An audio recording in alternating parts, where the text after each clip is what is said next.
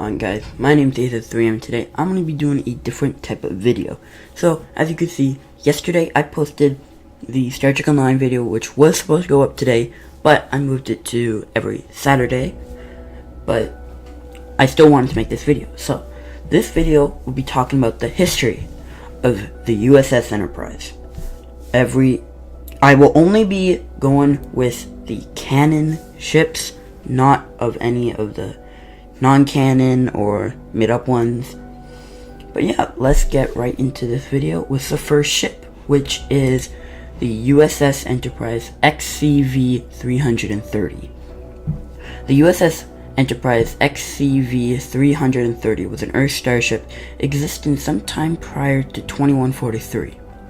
Painting of the vessel, or one of the same class, appeared on both walls of the 620 Club in 2143 and Admiral Maxwell Force's office in 2154, which is in Enterprise, First Flight, and Home.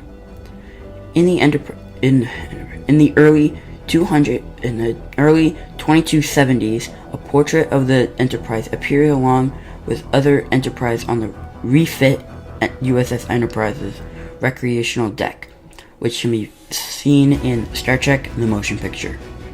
In an alternate timeline, in 2259, a small model of the XCV-330 was displayed on Admiral Alexander Marcus's desk, together with some other historical aircrafts of Earth's history, and several of its warp-capable ships, including the Enterprise NX-01 and Zefram Cochrane's warp ship, which can be viewed in Star Trek Into Darkness. So the next ship I will be talking about is the Enterprise NX-01, which was commanded by Captain Jonathan Archer, and it was commissioned before the United Federation of Planets was formed. Legendary, even in our own time, the NX-01 was the prototype NX-class starship, the first human vessel capable of reaching Warp 5 and the flagship for the United Earth Starfleet.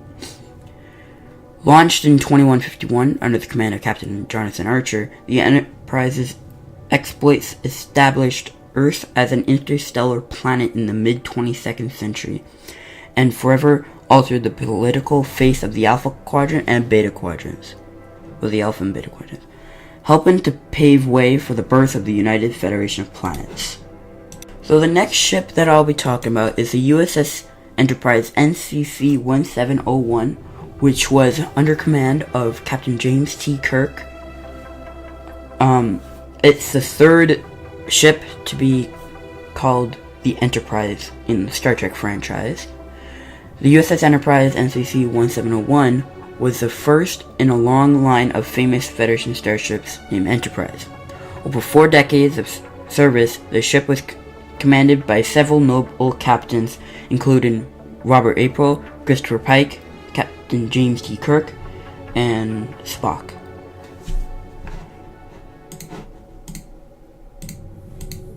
So the next ship I'll be talking about is the USS Enterprise NCC-1701, which was commanded by James T. Kirk in the alternate timeline, or the Kelvin timeline. It was the flagship of the Federation in the alternate reality, caused by the Romulan known as Nero. It was first commanded by Captain Christopher Pike, then for a short time by Spock, and then finally its current commander, Captain James T. Kirk. It's a heavy cruiser type ship, just like the previous one, the one in the regular timeline, and it was destroyed in 2263. So the next main timeline Enterprise is the USS Enterprise NCC-1701A. It was the second Federation ship named Enterprise for that era, but overall it would be the fourth because of the NX and the NC and whatever it was. It was commissioned in 2286 under Captain James T. Kirk command to replace its destroyed predecessor. After several years of operation, the Enterprise A was decommissioned in 2293 following the Khitomer Accords. It was replaced 6 months later by the Excelsior class Enterprise B, which you can see in Star Trek IV, The Voyage Home, and Star Trek VI, The Undiscovered Country. Well, the next ship that I'll be talking about is another one from the Kelvin timeline, but it's going to be a short one because there's not that much information on it, because the next movie hasn't came out yet. So, the USS Enterprise NCC-1701A was Starfleet Constitution class starship under the construction at Yorktown Station following the destruction of her predecessor in the Kelvin timeline, Star Trek Beyond.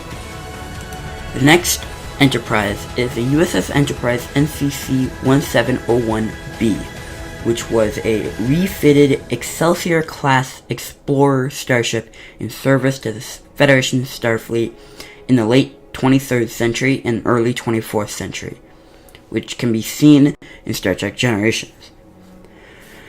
The class is Excelsior was launched in 2293 and was decommissioned in 2329.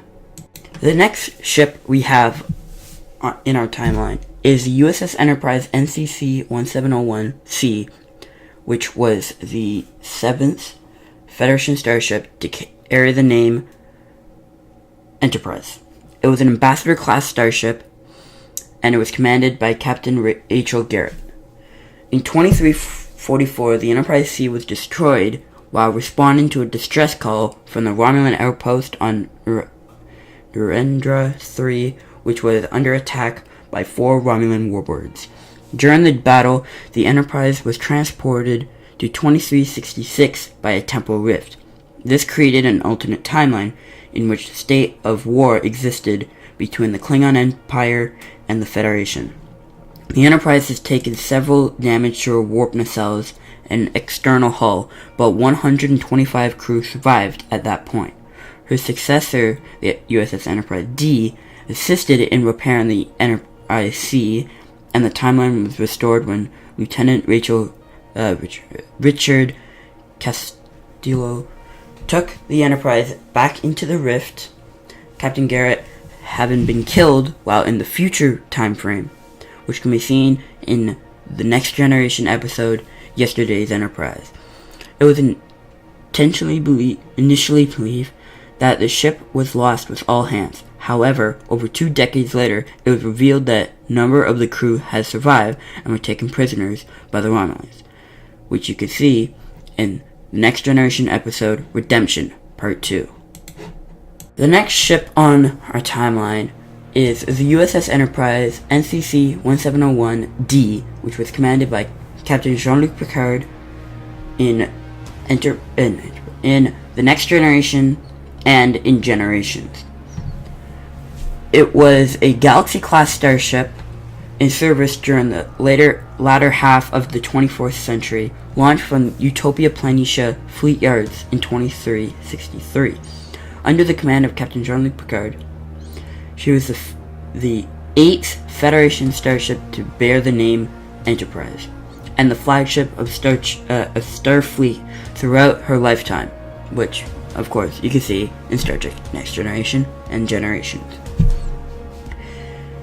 It was destroyed in 2371 by the Klingon sisters of the Duras family.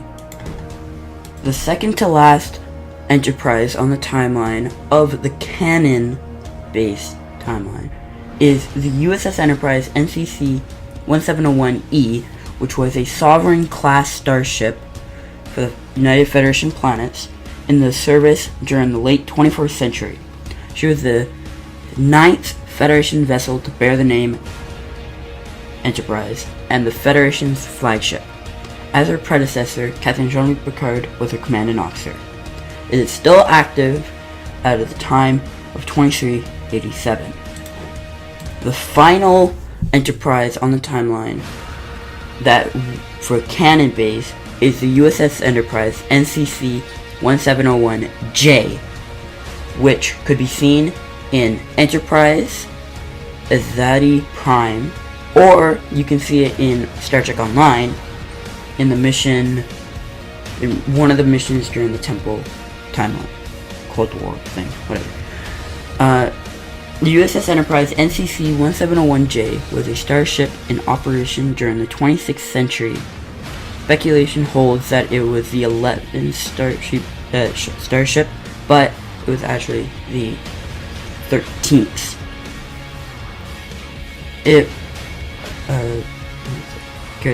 was the 13th vessel to carry the name. In an alternate timeline, the Enterprise J was a participant in the Battle of Procyon 5. When the Federation defeated the Sphere Builders, there were several Xindi among the crew of the Enterprise J. That was the mission that it was in Star Trek Online, Battle of Procyon 5. But we never knew what happened from F through I. But in Star Trek Online, they do say stuff about the F. The F is a Sovereign class starship commanded by Captain Sean, who is an Andorian.